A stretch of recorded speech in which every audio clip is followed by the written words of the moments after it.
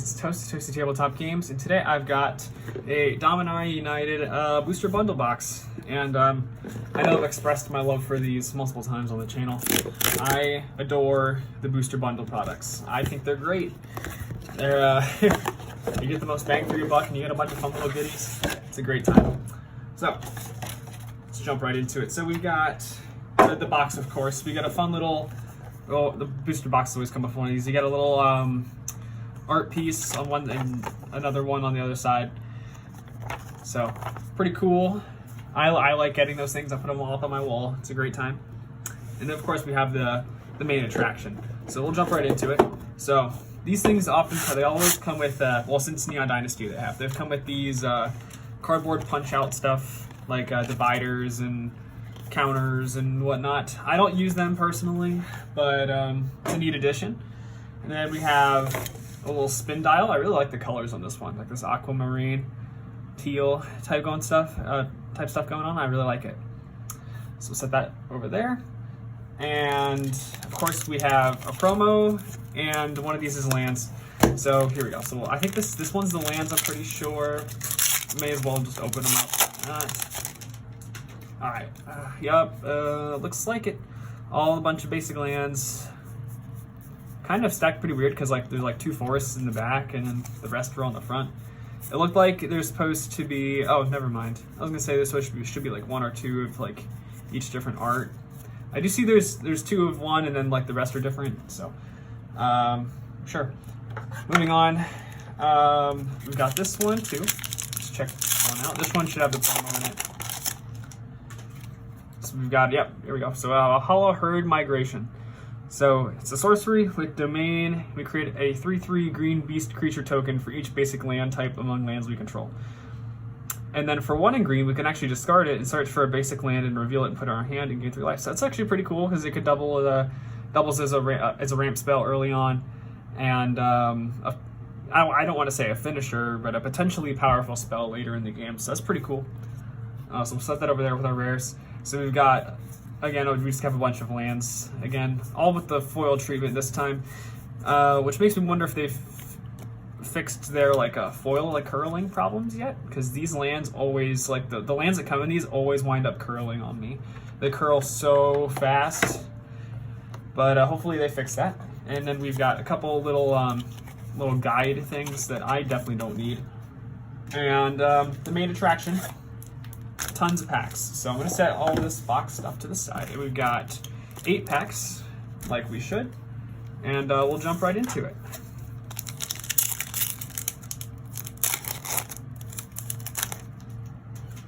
Alright, so here's our art card here. Got a Island, Jaya's Firenado, move center up real quick, Shadow Prophecy, Bone Splinters, Wrath, Weatherlight Stalwart, Raid's Frightful Return, Monstrous Warleech, Hero's Heirloom, Rona's Shieldred's Faithful, sorry, Queen Elanel of Ruidoc. Yeah, Shivan Devastator, that's actually a pretty nice pull. It's really cool because it's effectively a 2-drop, but it could be way more if you really wanted it to. So it's X and red with a flying and haste, and enters with a number of counters depending on what X is. It's a really cool mythic rare. We've got Bog Badgers and a soldier token. I'm gonna make an interesting little setup here. Sort my stuff as we go. All right.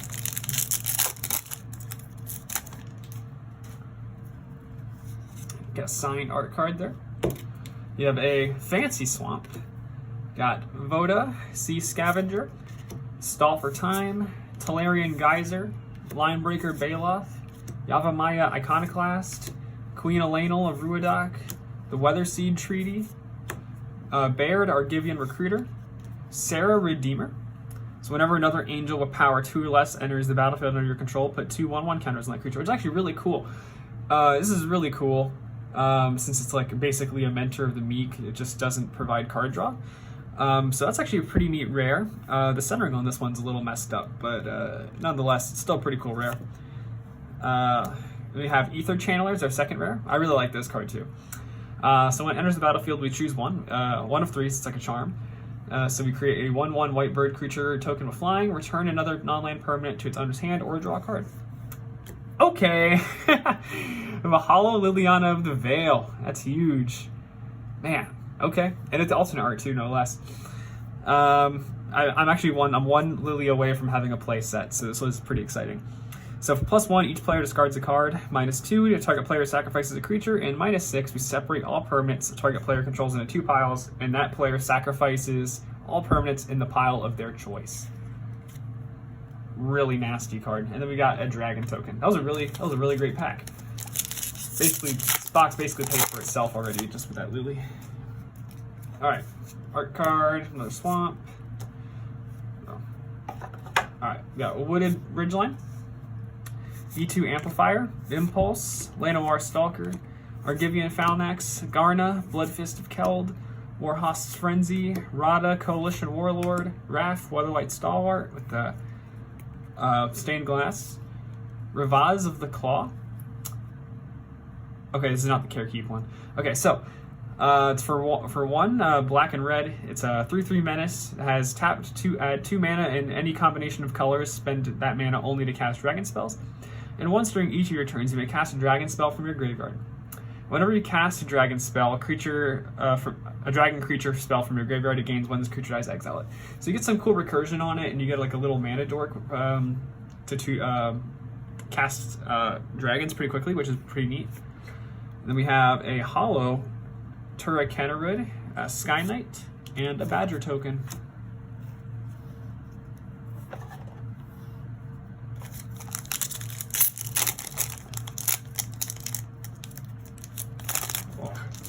Alright, moving on. It's our art card. Swamp. Shield Wall Sentinel. Gibbering Barricade. Flurfurous Vinewall. Coalition Sky Knight. Battlewing Mystic. Valmore Battle Mage Captain. Tori the Avenant Fury Rider. Queen Elanel of Ruidoc. Bortuk Bone Rattle. Oh, another Sleeper Agent. Okay, so that's a nice pull. Johnny's Sleeper Agent. So he's got completed, so we can pay for the Phyrexian mana with 2 life, but if we do, he enters with 2 fewer loyalty. +1, we reveal the top card of our library, and if it's creature or planeswalker, we put it into our hand, otherwise we can put it on the bottom. -3, we can distribute 3 1/1 counters among up to 3 target creatures, and they gain vigilance until end of turn. And for -6, we get an emblem that says whenever you cast a creature or planeswalker spell, target opponent gets 2 poison counters. So this is a pretty nasty card in like a proliferate deck, because not only does he generate counters, but he, like on his own, but he like puts them down like pretty fast too. Not only that, but we get a nice little card selection too. We get card selection from the top of the deck, which is always a plus. Really nice. Hollow Runic Shot and a bird token. I think Runic Shot's actually really great in limited. Just so everyone's aware. There's a handful of really good spells in this set that are great in limited. Alright, we got an art card, some planes, got a Phyrexian Vivisector, Phyrexian Rager, Phyrexian Espionage, and lots of Phyrexians this pack. Geothermal Bog, Flowstone Infusion, Hurler Cyclops, Bortuk Bone Rattle, Pilfer, Elias Ilkor, Sadistic Pilgrim, Defiler of Vigor, which is pretty cool. I think the Defiler rotation, or I guess, I don't really remember what the word is at this moment. It's the Defiler set, I guess. It's pretty cool since it basically gives us the option to pay Phyrexian mana instead of the pips on our spells, our permanents of that color, I should say. Which is pretty cool, and then you get a little bonus for it. In this case, this one gives it an additional 1/1 counter for each creature on each creature we control, which is pretty cool.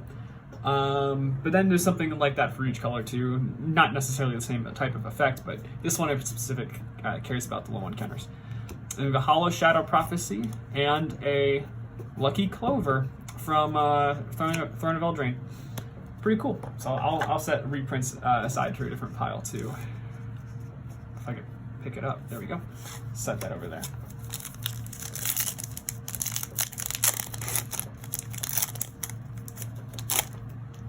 Alright. There's our art card. Mountain. Artillery Blast, Smash to Dust, Shield Wall Sentinel, Gibbering Barricade, Floriferous Vine Wall, Love Song of Night and Day, Knight of Dusk's Shadow, Knight of Dawn's Light, Baird Argivian Recruiter, and there's a Golden Argosy. I really like this card too. I've been playing this one in one of my commander decks. Centering on this one's also a little messed up, but it's whatever. So whenever it attacks, it exiles each creature that crewed it this turn and returns them to the battlefield tapped under their owner's control at the beginning of the next end step. Which is pretty cool. So I mean, it's an easy way to flicker a lot of creatures all at the same time. On a beefy body, no less, with a 3/6. It's pretty neat. Then we have a Vine Shaper Prodigy holo and an Insect token. Alright, down to our last 2 packs.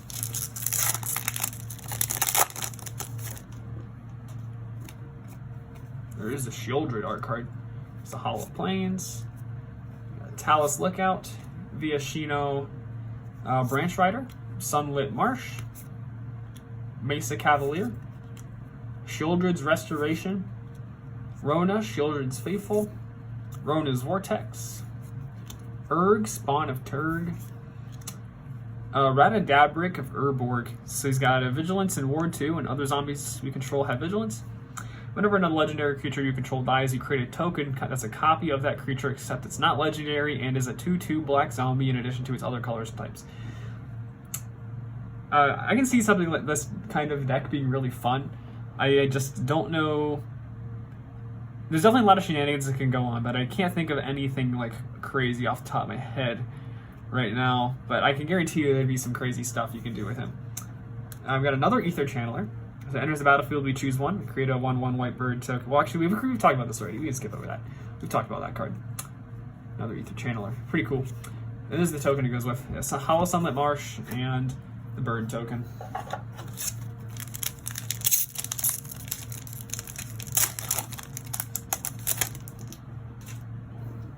Alright, final pack for the box. So we got a nice mountain. Got a Yavimaya Sojourner, Vine Shaper Prodigy, Juniper, Order Rootweaver, Tangled Islet, Samite Herbalist, Hurloon Battle Hymn, Twinferno, Zaro Janin, Sign of Efrava, Nail, Avizova Aeronaut, another Ether Channeler. I'm getting lucky with those. Got a whole play set of them if I wanted to play it. But we talked about him, so I'll skip over that. We got Elias Ilkor, Sadistic Pilgrim Hollow, and a Phyrexian token. Alright. That box was actually really good, considering what we got. We have a whole play set of Ether Channeler now, which is pretty funny. Among other things. So we got Ether Channeler, Radadabric, another Argosy, another Arjani, Revise, a really sick Lily. Can't wait to play with that. Sarah Redeemer, Shivan Devastator, and promo Herd Migration. Pretty cool. Now, I've got a little extra for this video since I've been adoring this set and I just want to keep opening it. So I've got a couple draft boosters that we're just going to hit up real quick and see what happens. So yeah, I guess call it a bonus treat. We got 4 of them. So to make a round number for this video, 12 packs, as opposed to being an awkward number like 11 or something. So we got Extinguish the Light, Pixie Illusionist, Clockwork Drawbridge, Vine Shaper Prodigy, Hammerhand, Aggressive Sabotage, Radiant Grove, Sunbathing Rootwalla, Shore Up, Tangled Islet, Combat Research, Choking Miasma, Rona, Shieldred's Faithful, and Academy Lore Master. At the beginning of each player's draw step, that player may draw an additional card, but if they do, their spells cost 2 more this turn. Pretty neat. Got a Forest and a Saproling token.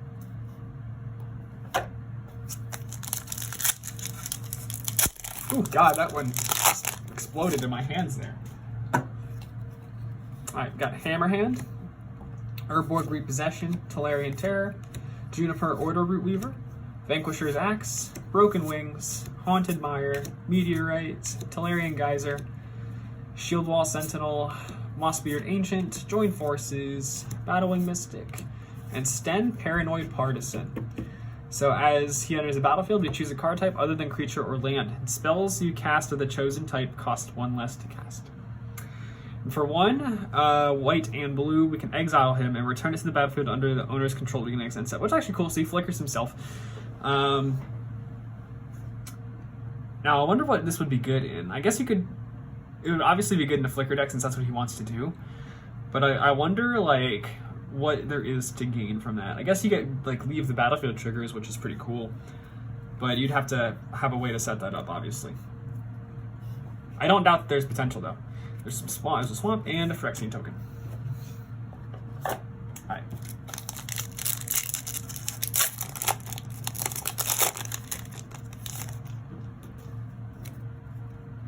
Alright, got a Banalish Sleeper, Floriferous Vine Wall, Miria's Outrider, Toxic Abomination, Impulse, Take Up the Shield, Contaminated Aquifer, Automatic Librarian, really great and limited too since it just scries 2. Flowstone Infusion, Coalition Sky Knight, Blight Pile, Rada, Coalition Warlord, and Urborg Lorgoyf. Really nice. So it's got kicker for white and or white, kicker for blue and or black, and as it enters the battlefield, mill 3 cards for each time it was kicked, and its power is equal to the number of creature cards in the graveyard, and its toughness is equal to that +1. I really want to play this card in like self-mill. I think it'll be a really fun time. Especially when you can play it like Sidisi or something like that. So, lots of options with him. I think he'd be a really fun card, really fun ad. Got Micromancer, Hollow, and a Plains, and a Soldier token.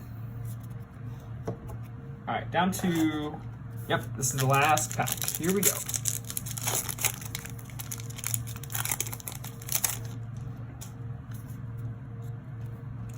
I got Gitu Amplifier, Writhing Necromass, Voda Sea Scavenger, Banalish Faithbonder, Barkweave Crusher, Coalition Warbrute, Phyrexian Espionage, Scout the Wilderness, Contaminated Aquifer, Lightning Strike, Inscribed Tablet, Warhost's Frenzy, Tori the Avenant Fury Rider, Defiler of Dreams. So, same as the other Defiler, except this one, you know, you can pay 2 life instead of paying blue for a blue pip. But instead, whenever you cast a blue permanent, you draw a card for this one. Pretty cool. We have a nice mountain and an angel token. And that's going to wrap up the video for today. So yeah, thanks for watching. Be sure to like and subscribe for more content like this. And as always, follow me on my socials at ToastyTabletopGames on TikTok, Instagram, and Twitch. Other than that, thanks for watching, and I'll see you guys in the next one.